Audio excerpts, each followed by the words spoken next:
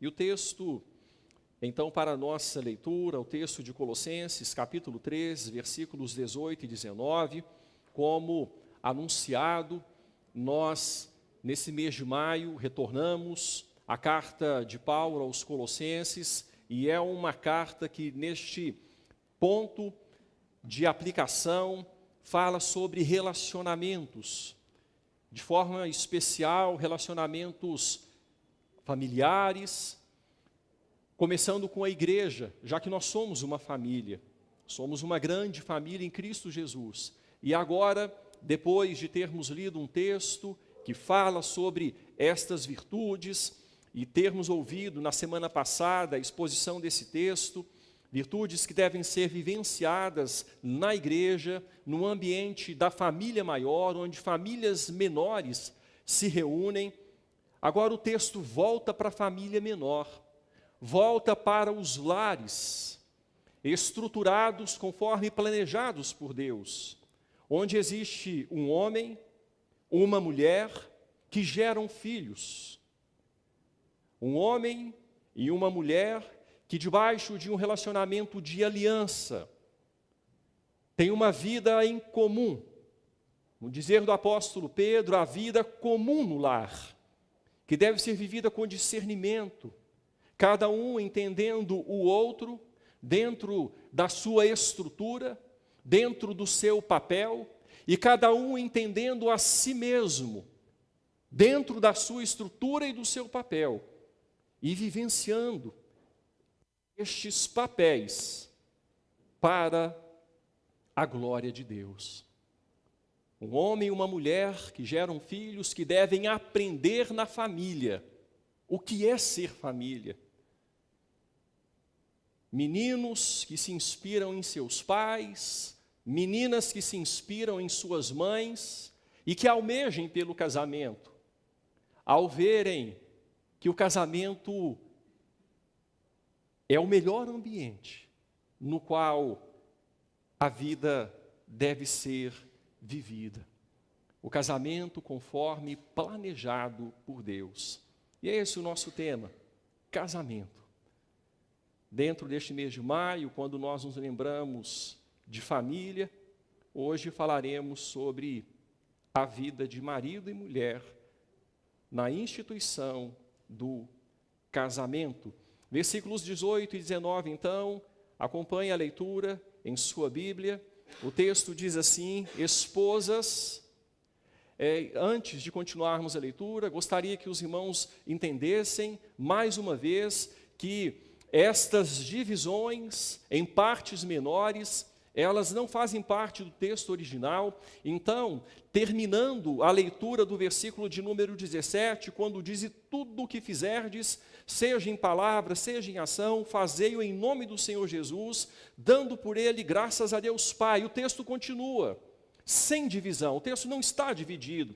Então, dentro deste tudo que fizerdes, que deve ser feito em nome de Jesus, dando a Deus graças.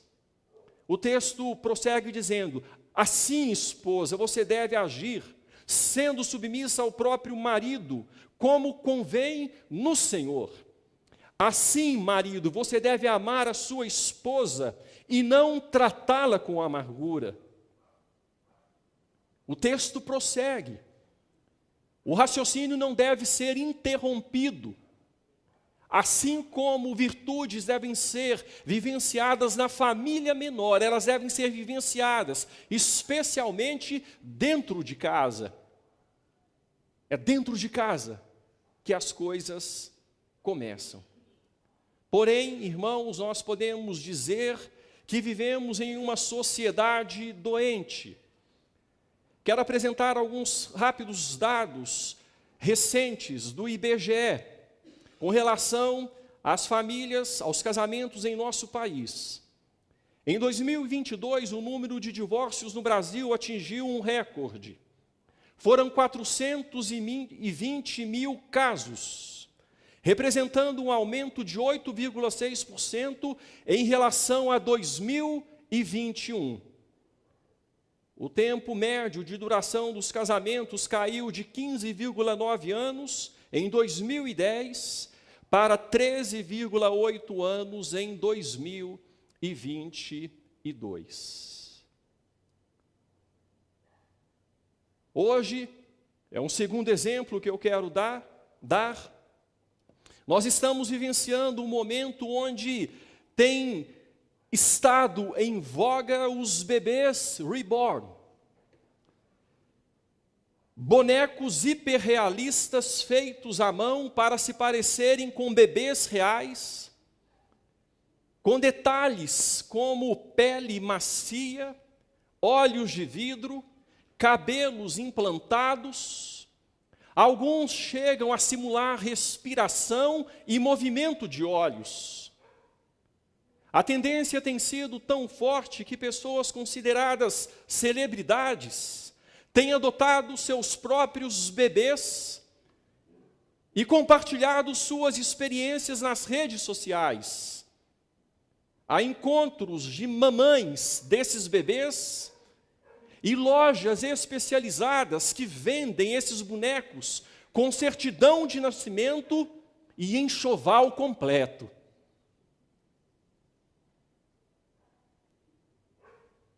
É uma manifestação um pouco diferenciada, mas que segue a mesma natureza dos pais de pets. Aquelas pessoas que tratam animais de estimação como se fossem filhos e deixam de ter filhos para terem os animais de estimação. Cresce o número de mulheres que optam por não se engravidarem para não sofrerem os efeitos no corpo de uma gravidez. Cresce o número daqueles casais que tardam em começar o casamento, mas mesmo depois de terem começado tardiamente, opta por não terem filhos para poderem viajar, conhecerem o mundo, aproveitar a vida.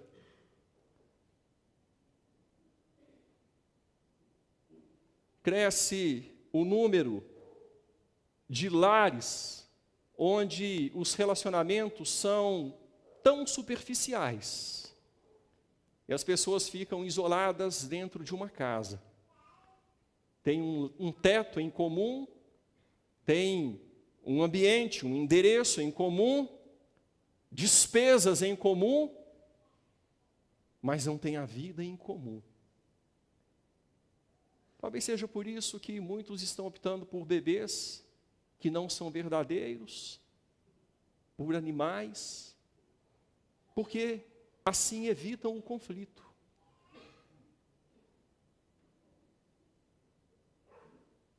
Já que relacionamento exige sacrifício. Relacionamento exige ou gera, inevitavelmente, sofrimento. As virtudes que foram vistas na semana passada são virtudes que podem ser vivenciadas na autoridade, no poder do nome do Senhor Jesus Cristo. E esse nome, esse poder, é a única forma de explicar como podemos cumprir Colossenses, 3, de 18 a 4, versículo 1. Quando nós lemos, mais uma vez, o versículo 17, e tudo quanto fizerdes, seja em palavra, seja em ação, fazei-o em nome do Senhor Jesus. Aqui é a única forma de explicarmos como o que vem em seguida pode ser vivenciado. Nós não damos conta de vivenciar se não for assim. Hoje veremos a explicação desse texto de forma particularizada no relacionamento de casamento entre um homem e uma mulher. Quem não é cristão verdadeiro no lar, dificilmente o será em outro ambiente. Quem não é cristão verdadeiro no lar, dificilmente será em outro ambiente, de modo que a vida na igreja e na sociedade começa em casa. A mensagem que vamos passar é bem simples, dividida em 2 pontos, em 2 partes. A marca distintiva de uma esposa cristã, a primeira parte; a segunda parte, a marca distintiva de um marido cristão. Só que antes, irmãos, de entrar nos 2 versículos aqui de Colossenses, eu gostaria de trazer uma informação hermenêutica que creio ser bastante importante para entendermos esse texto. O que Colossenses fala em 2 versículos, os versículos 18 e 19, Efésios vai falar em 12 versículos. Qual o porquê da diferença tão pronunciada de extensão entre os textos? São cartas que foram escritas no mesmo tempo, na mesma circunstância histórica, quando Paulo estava preso em Roma. Ele escreveu Colossenses, escreveu Efésios, entre outras cartas. E Efésios e Colossenses têm muitas semelhanças. Só que neste ponto específico, Colossenses dedica 2 versículos ao relacionamento marido e mulher. Efésios 12, o que é que está por trás? E eu creio que esta diferença, ou esse contexto histórico por trás desta extensão diferente, vai nos ajudar a entender bem a mensagem. A cidade de Éfeso, na época do apóstolo Paulo, era marcada pelo culto à deusa Ártemis, ou Diana, na tradição romana.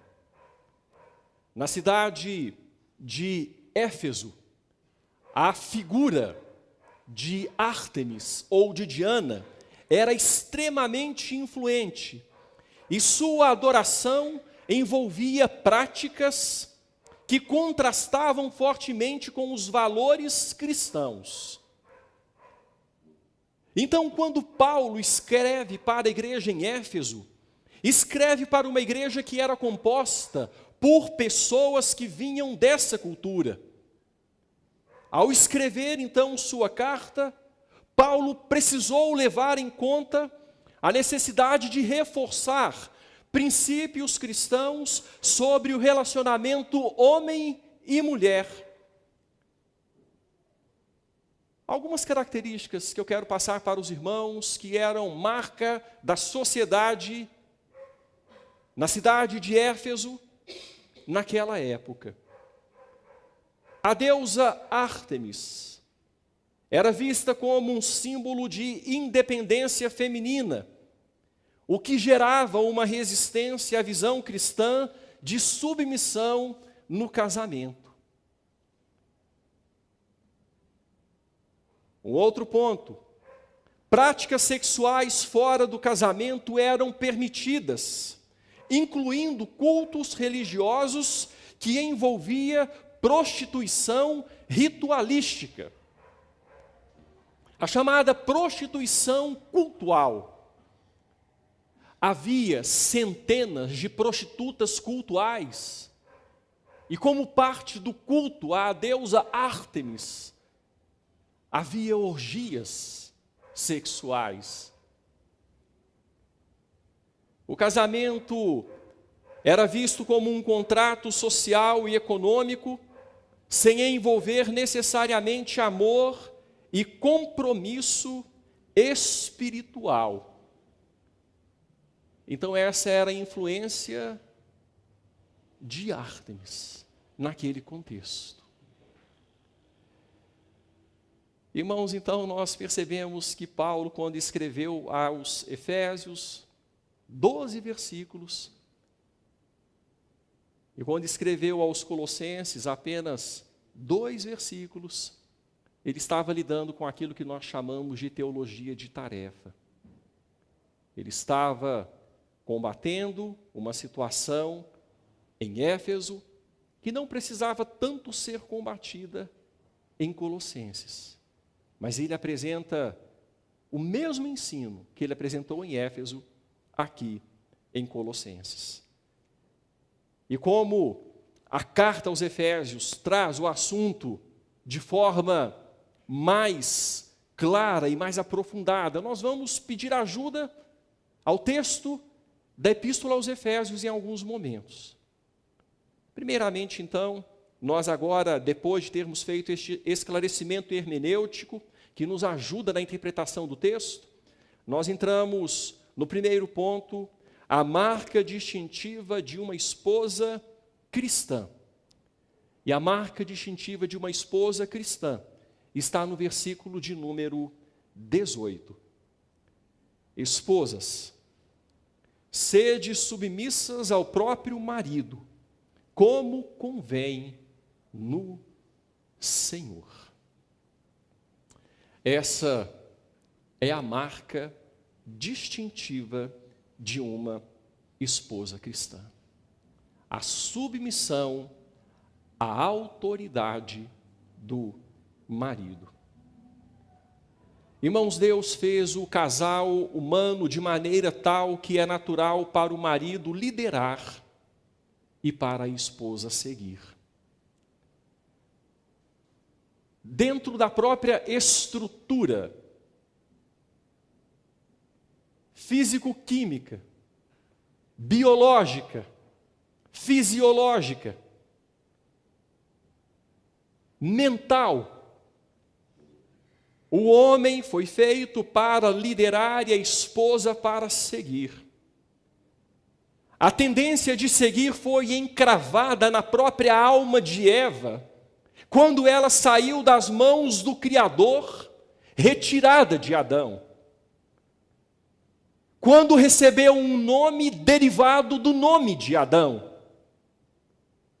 Como nós podemos ler em Gênesis, capítulo 2.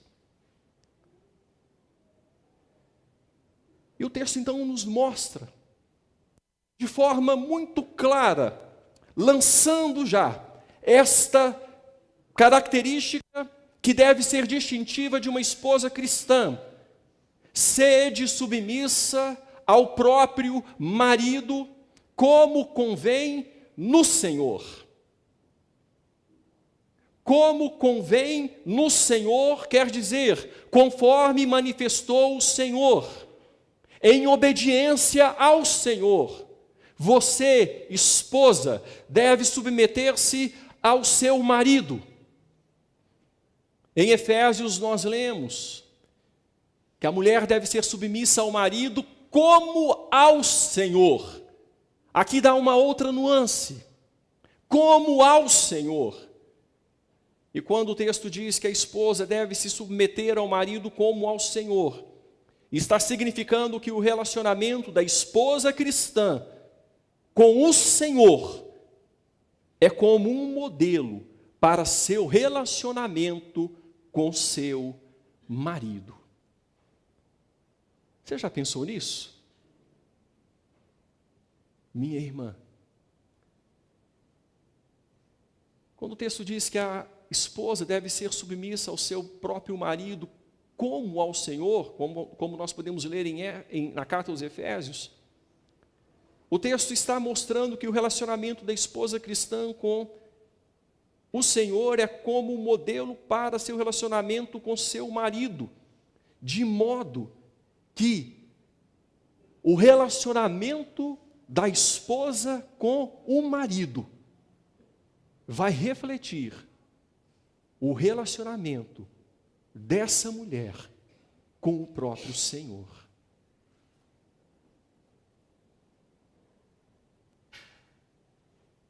Minha irmã, o que seu relacionamento com seu marido diz para você mesma sobre a saúde de seu relacionamento com Cristo?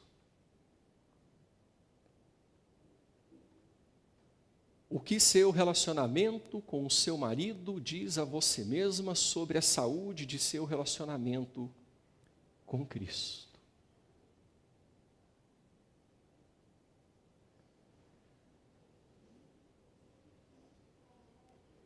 Por favor, entendam o ensino das Escrituras.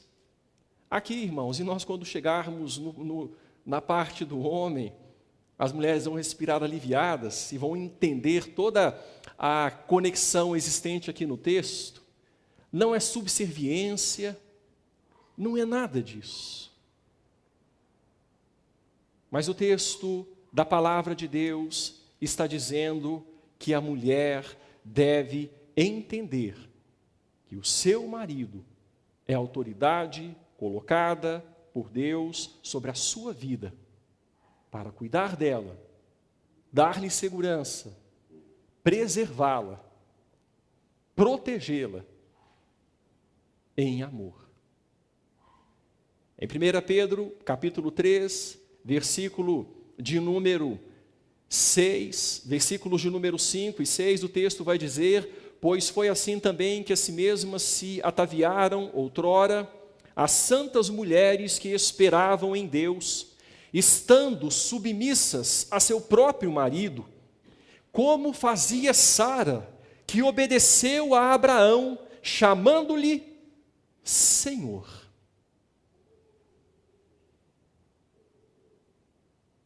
O atavio, o adereço, a beleza da mulher, as santas mulheres que esperam em Deus, podem ser vistos na submissão a seu próprio marido.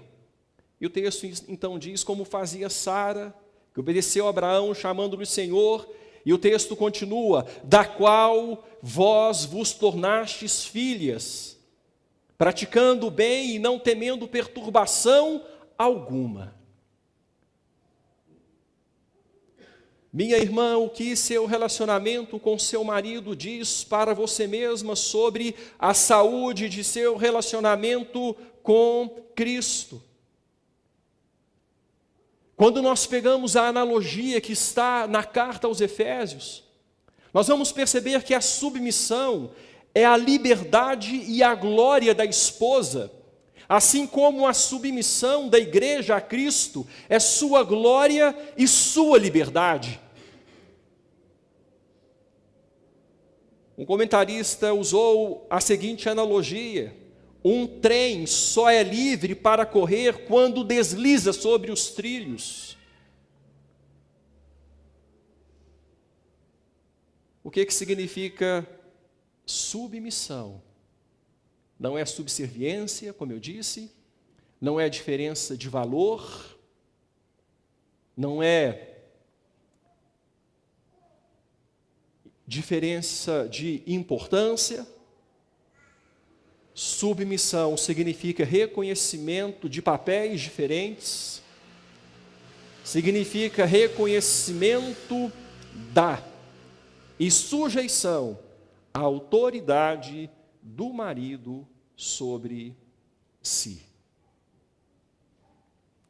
O texto, então, começa mostrando que a marca distintiva de uma esposa cristã é a submissão ao seu marido.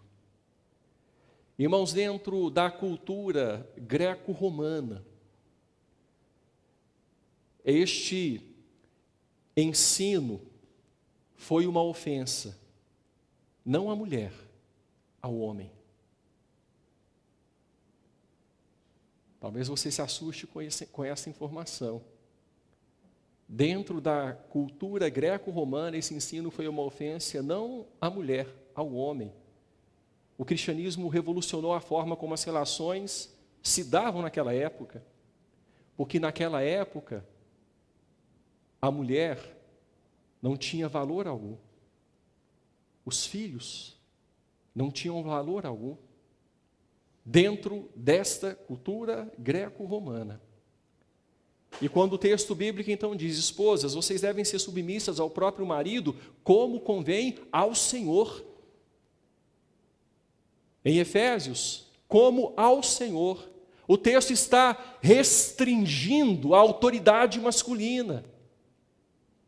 Não é de qualquer forma a submissão, não é a qualquer preço, não é de qualquer jeito.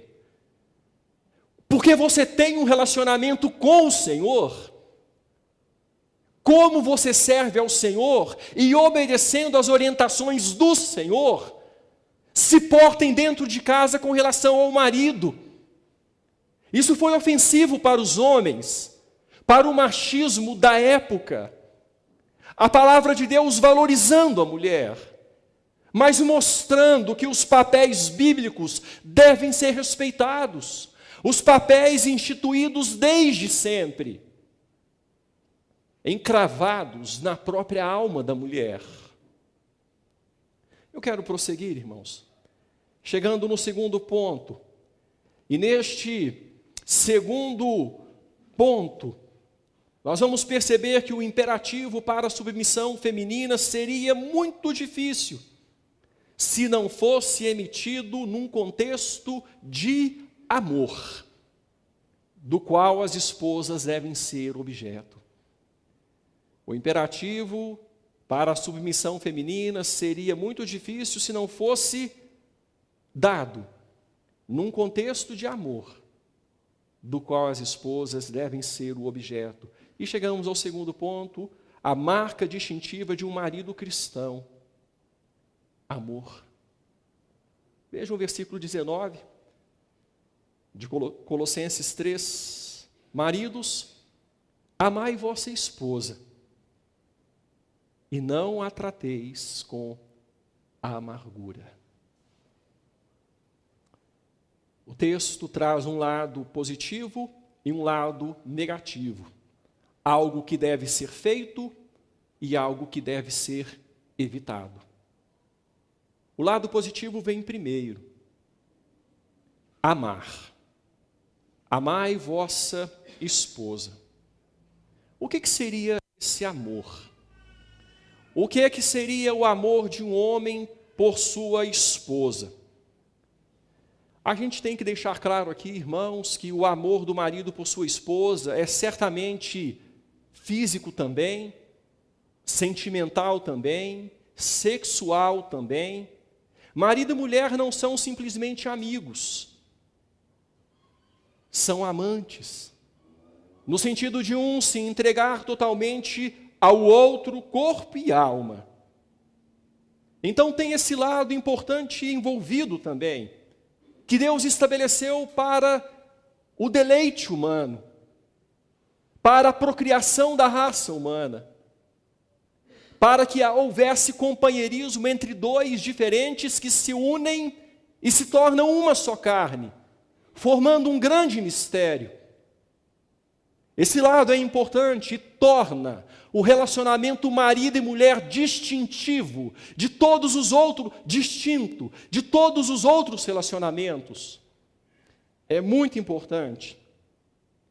Agora, o relacionamento marido e mulher, o amor marital que deve estar presente no relacionamento conjugal, além de ser afeição natural, afeição física também, é muito mais que isso.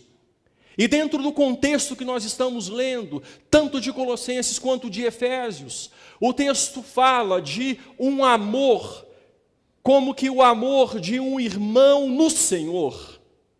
Também, um amor como o amor de um irmão no Senhor. E este amor deve nutrir a vida da mulher. Um amor que age como uma influência moderadora sobre o exercício da autoridade. E vamos entender um pouco isso quando nós ressaltamos o que está na carta aos Efésios, no capítulo 5. Esse amor é sacrificial. Irmãos, e sacrifício é decisão. Quando o texto, em Efésios, capítulo de número 5, versículo de número 22, versículo de número 25, vai dizer: maridos, amai vossa mulher como também Cristo amou a igreja e a si mesmo se entregou por ela. é sacrificial. O marido deve amar a ponto de se entregar pela esposa. Envolve abnegação, envolve esforço, envolve convicção. É sacrificial, é espiritual. É um segundo ponto. Veja a partir do versículo de número 26 de Efésios 5, o texto vai dizer que Cristo amou a igreja, a si mesmo se entregou por ela. Versículo 26, para que a santificasse, tendo-a purificado por meio da lavagem de água pela palavra, para apresentar a si mesmo igreja gloriosa, sem mácula nem ruga, nem coisa semelhante, porém santa e sem defeito. Assim o marido deve amar a esposa, um amor espiritual que nutre a vida espiritual da esposa, que se coloca como um sacerdote da esposa dentro de casa, e que trata da esposa por meio da palavra, vivendo a palavra e ensinando na prática a palavra à sua esposa.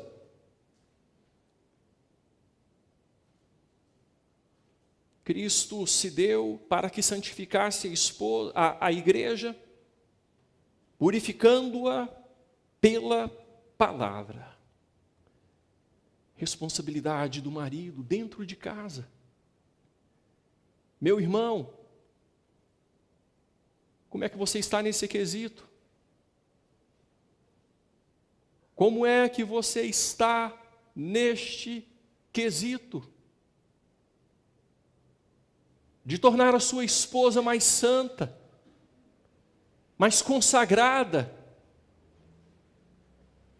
de não ser uma pedra no sapato, um tropeço para a sua esposa, mas um incentivo, um catalisador de reações positivas que levem a sua esposa para mais perto de Cristo. Esse amor é espiritual.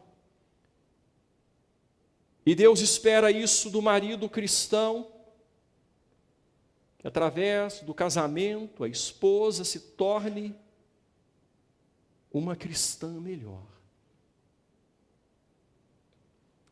Esse amor é misterioso, é um terceiro ponto. Este amor é misterioso. A partir do versículo de número 28, o texto vai dizer: assim também os maridos devem amar a sua mulher, dessa forma, como o texto está falando e como ainda falará. E veja o que o texto prossegue dizendo: como ao próprio corpo, quem ama a esposa, a si mesmo se ama, porque ninguém jamais odiou a própria carne, antes a alimenta e dela cuida, como também Cristo o faz com a igreja. Percebam que o texto vai para o marido e a mulher e volta para Cristo e a igreja. Depois retorna para o marido e a mulher, volta de novo para Cristo e a igreja. Irmãos, o padrão é muito alto. Como é que você tem saído, meu irmão, neste quesito?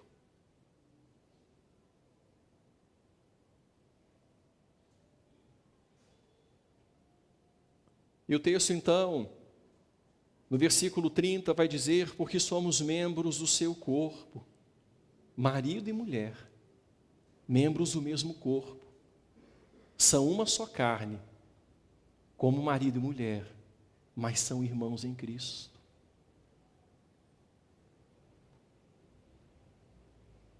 E dentro do casamento, o marido deve zelar pela qualidade espiritual da vida da esposa.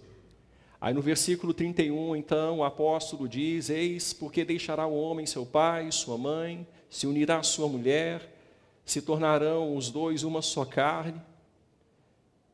Vejam por que isso acontece.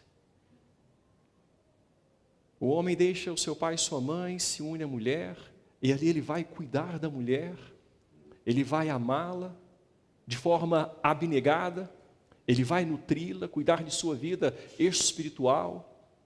A mulher vai ser submissa ao seu marido, vai ser para o seu marido um ponto de apoio, auxiliando-o na sua missão, tornando-o um homem corajoso, um homem que dentro de casa recebe força e incentivo para sair e fazer aquilo para o que Deus o chamou.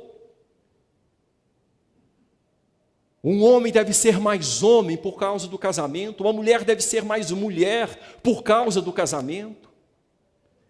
E o texto diz, olha, eis porque deixará o homem, seu pai, sua mãe, se unirá à sua mulher, se tornarão os dois uma só carne. E nisso tudo, homem e mulher estão sendo edificados como noiva de Cristo. Dois irmãos em Cristo, num ambiente, num relacionamento diferenciado, para o qual não há igual, onde cada um contribui com a sua parte, dois diferentes que se unem e se tornam um maior do que as partes. E o texto então chega a dizer no versículo 32, olha, é grande este mistério, é grande, é algo muito profundo, é algo muito, muito majestoso. Mas eu estou me referindo a Cristo, a igreja. Só que ele volta em marido e mulher de novo. Veja o versículo 33. Não obstante, vós, cada um de per si, ame a própria esposa como a si mesmo. E a esposa respeite ao marido.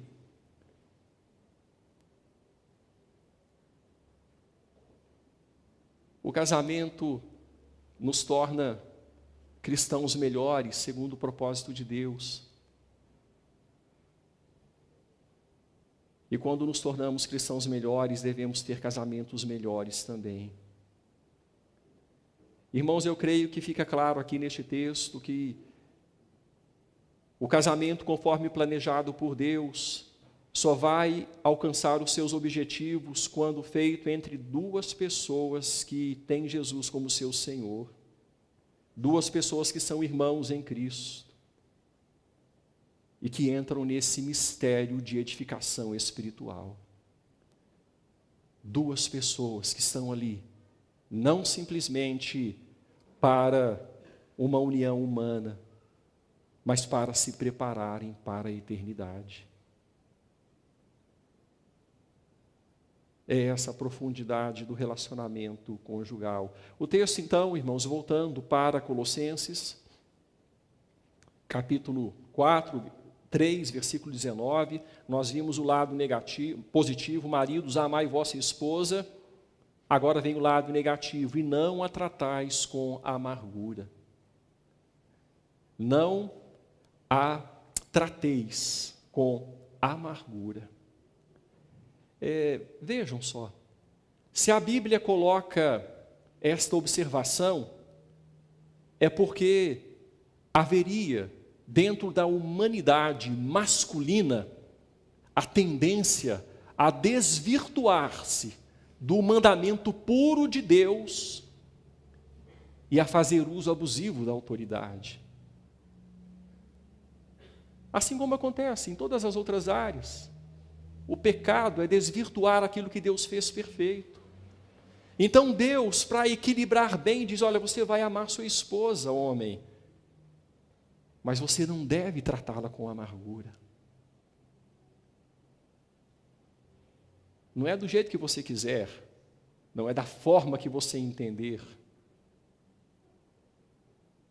É como Cristo lida com a igreja. E não há nenhuma amargura no tratamento de Cristo com a igreja. Haverá a tentação do homem tratar a esposa com amargura em algum momento. A Bíblia diz, isso não deve acontecer. O verbo significa ser amargo, trazendo à mente o gosto de uma planta amarga, e quando usado em um contexto relacional, reflete malícia e desejo de fazer o mal. Então, quando o texto diz que o homem não deve tratar a esposa com amargura, o texto está querendo ensinar o seguinte, que a vida da esposa de um homem cristão deve se tornar melhor após o casamento. Em vez de tratar a esposa com amargura, o marido precisa ser um bálsamo na vida dela, um aliviador de tensões, um amigo presente, um companheiro sensível que vive a vida comum do lar, servindo-a e protegendo-a. Na prática, tratar a esposa com amargura é tornar a vida dela pior do que quando ela era solteira. Agora, meu querido companheiro de responsabilidade conjugal, homem como eu, casado, eu gostaria que você respondesse para si mesmo essa pergunta.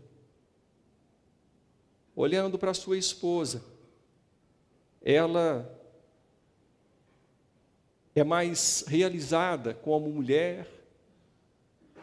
Ela tem desenvolvido como mulher, tem se tornado uma pessoa melhor, tem usufruído de maior alegria, realização, depois de casada?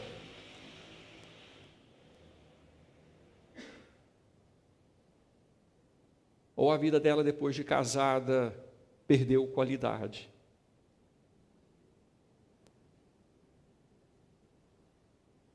É para a gente pensar. É claro que nenhum de nós é responsável pela felicidade do outro. Mas nós podemos ser instrumentos de Deus. Aquele que é responsável pela nossa felicidade, a felicidade daqueles que estão ao nosso redor. Podemos ser bênção nas mãos de Deus para contribuir com a realização da outra pessoa. O texto que eu quero citar para a gente finalizar este ponto é o texto de Ruth, capítulo 1, versículos 19 a 21, quando Noemi, cujo nome significa agradável, esteve na terra de Moabe, e a vida de Noemi se tornou desolada, uma vida difícil, uma vida marcada por tristeza sobre tristeza. E depois de ter passado um tempo na terra de Moabe, ela retornou para a terra de Judá, para Belém. E chegando lá, a partir do versículo 19, veja o que o texto diz, do capítulo 1 de Ruth.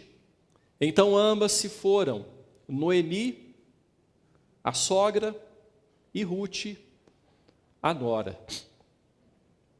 Então ambas se foram até chegarem a Belém. Sucedeu que, ao chegarem ali, toda a cidade se comoveu por causa dela. E as mulheres diziam: não é esta Noemi? Porém ela lhes dizia: não me chameis Noemi, chamai-me Mara. Aí dentro da interpretação dela, ela diz o seguinte: porque grande amargura me tem dado o Todo-Poderoso. O Todo-Poderoso me tem tratado com amargura. Foi o que ela disse, a interpretação dela da realidade. Ditosa eu parti, porém o Senhor me fez voltar pobre. Por que, pois, me chamareis Noemi, visto que o Senhor se manifestou contra mim e o Todo-Poderoso me tem afligido? Noemi, ou Mara, não fez uma leitura muito correta da realidade. Na verdade, houve uma série de erros por parte da família, mas eu não quero entrar nesses detalhes agora. O que eu quero é mostrar a leitura dela, quando ela disse: olha, o Senhor me tem tratado com amargura.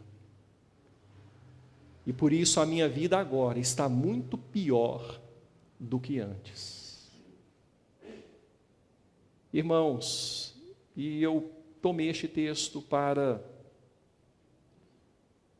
dizer o seguinte: você, marido, ore ao Senhor para que sua esposa tenha a alegria de ser chamada Noemi. Você, marido, ore ao Senhor para que no que depender de você, a sua esposa jamais diga: eu sou Mara, sou amarga, sou uma mulher frustrada por viver ao lado deste homem.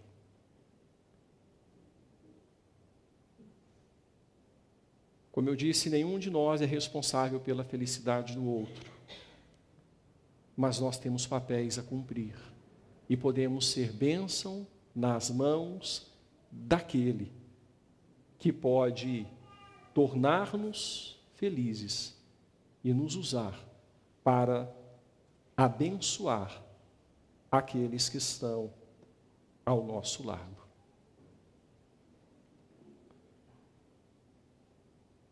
Por fim, eu encerro dizendo que o ensino bíblico é de submissão mútua. Em Efésios isso fica muito claro, quando nós vemos no capítulo 5, versículo de número 21. Vejam só, eu acho que é importante a gente pegar este versículo para dar este fechamento. Efésios capítulo 5, versículo de número 21, o texto também devemos tirar as divisões que são colocadas, partindo pedacinhos menores. O texto deve ser lido todo na sequência. No versículo 21, o texto diz: sujeitando-vos uns aos outros no temor de Cristo. Sujeitando-vos uns aos outros no temor de Cristo. Sujeitar-nos como? As mulheres, reconhecendo sua posição de sujeitas à liderança do marido. O marido sujeitar-se à mulher amando-a. Muitas vezes abrindo mão de desejos pessoais para satisfazer as necessidades da esposa. A esposa respondendo, colocando-se como auxiliadora idônea ao lado do marido, submetendo-se à missão que Deus lhe tem dado, trabalhando para promovê-lo. Então a gente vê, irmãos, essa engrenagem funcionando, dentro ou debaixo de submissão mútua. A da mulher aceitando a liderança do marido e se submetendo a tal. A do homem amando-a sacrificialmente.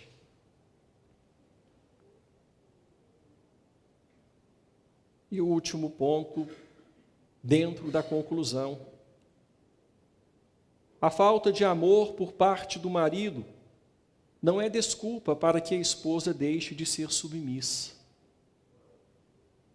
Não. Cada um dará contas de si mesmo a Deus. E a falta de amor por parte do marido não é desculpa para que a esposa deixe de ser submissa. E a falta de submissão por parte da esposa também não é desculpa para que o marido a deixe de amar. Também não.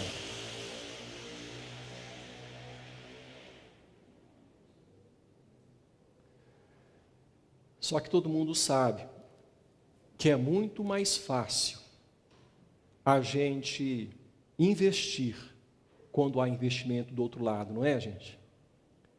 É muito mais fácil investir quando há investimento do outro lado. Mas se não houver, a gente precisa continuar investindo. A responsabilidade é pessoal. E Deus quer, minha irmã, que você cumpra esta parte que deve ser característica distintiva da sua vida como esposa cristã. E Deus quer, meu irmão, que você cumpra esta parte que deve ser característica distintiva da sua vida como marido cristão. E nós vamos dar conta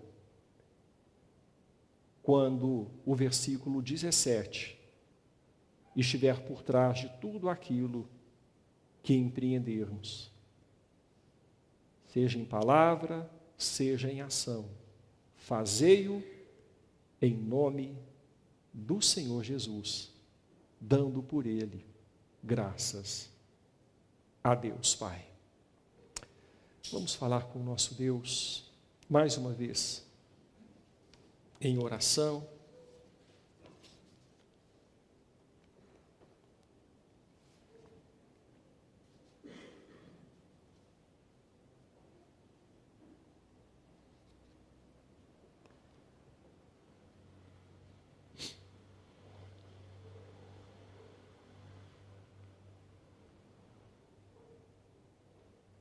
Interceda por seu casamento.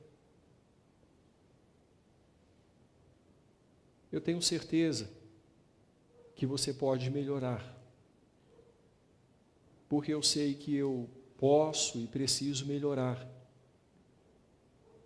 E estamos no mesmo barco, temos a mesma humanidade, mas temos também, como cristãos, e louvado seja Deus por isso, a mesma nova natureza. A natureza de Cristo, a natureza espiritual,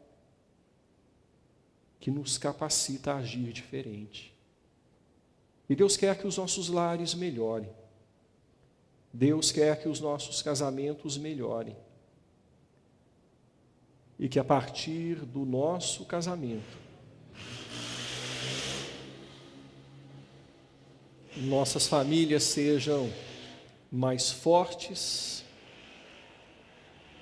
nossas igrejas sejam mais fortes, e dentro daquilo que Deus permitir e que Deus tiver como plano, nossa sociedade também seja mais forte.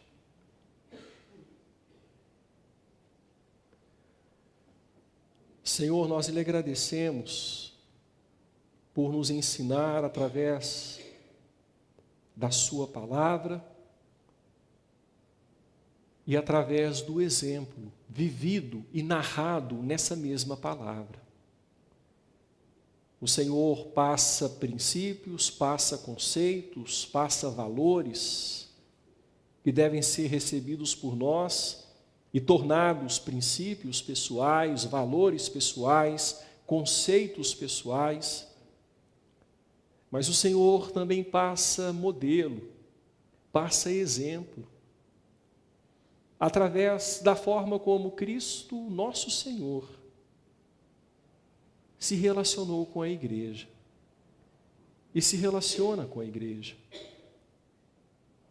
Ele morreu pela igreja, ele se entregou por ela, ele a purificou pela lavagem de água, pela palavra, e continua fazendo isso. E o texto mostra que o marido deve olhar para Cristo e ser um marido conforme Cristo é com a igreja. O texto bíblico mostra que a igreja se submete a Cristo e nisso ela tem a sua glória. Inteiramente ela se entrega, sente nele plena alegria. E dessa forma, a Escritura diz, a esposa deve se submeter ao marido. Que grande mistério! Que grande ensino, Senhor! Maior do que nós, maior que nossa condição.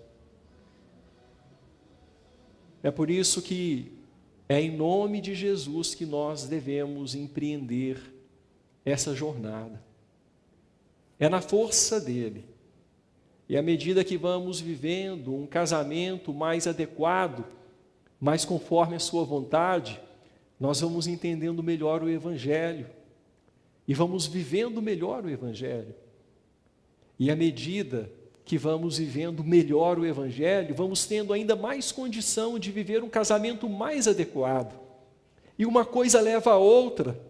E vamos nos preparando para o céu. Vivendo uma vida na terra que já pode ser um pedaço do céu, com limitações, mas nos preparando para o nosso chamado eterno. Abençoa-nos, ó Deus, como irmãos em Cristo, que se casam na posição de marido e mulher. E nos ajude, Deus, a vivenciar o seu plano eterno a partir da nossa vida temporal, dentro do nosso casamento. Abençoa, Senhor, assim, os relacionamentos conjugais. Eu peço, Senhor, essa bênção para todos nós, porque como precisamos do Senhor para vivenciar esse padrão, para buscar esse padrão. Em nome de Cristo Jesus, Senhor e noivo da igreja, fazemos esta oração.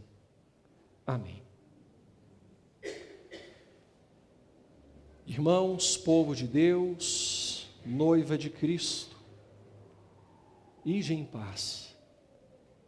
E que a graça maravilhosa do Salvador, que a si mesmo se entregou por nós, o amor eterno de Deus, o Pai, e a comunhão do Espírito Santo, que nos dá sensibilidade para entender e poder para viver essas realidades, estejam sobre vós e sobre todo o povo de Deus espalhado pela terra, de modo que possamos ser sal e luz como o Senhor espera que sejamos, hoje e para todo sempre.